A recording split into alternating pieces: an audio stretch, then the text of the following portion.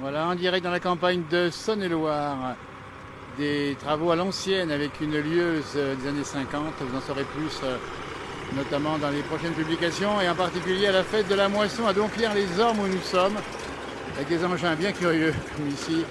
C'est Benoît qui est sur la lieuse ici, et le tracteur qui est ici, évidemment.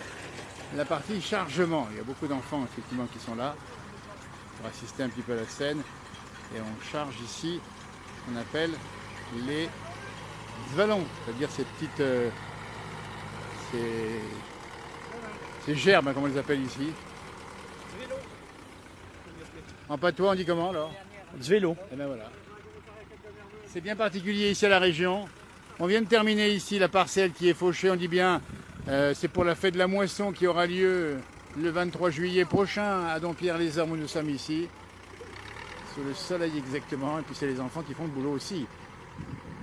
On en reparlera, il y aura deux publications sur cette page, et puis on verra évidemment ce qui va se passer, puisque le thème de la ruralité est cher à la place du village, même si ces jours on était sur le Tour de France, mais on a pu voir les coulisses dont on a beaucoup parlé, notamment de la ruralité des campagnes.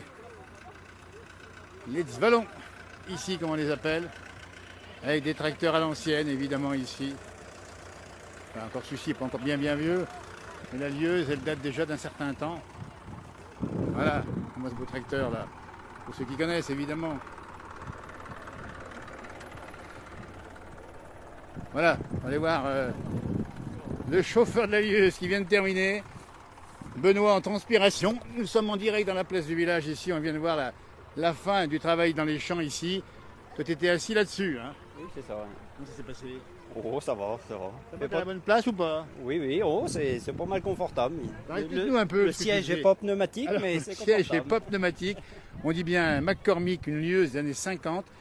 Alors qu'est-ce que tu faisais exactement là-dessus? Il y a 4 réglages. La première manette sert à régler la hauteur de coupe, suivant s'il y a des modes de terre ou de l'herbe. La deuxième manette règle le positionnement de la ficelle sur la gerbe. Voilà. Donc ça a réglé en fonction de la hauteur du blé, pour que la ficelle soit assez équilibrée sur la gerbe. Troisième manette, c'est la hauteur du rabatteur, Et voilà. et celle-là, l'avancement du rabatteur, plus ou moins. Le principe, on le dit bien, c'est de faucher ici avec la barre de coupe qui est à l'avant ici, le blé. Et puis après, il y a un tapis qui l'emmène.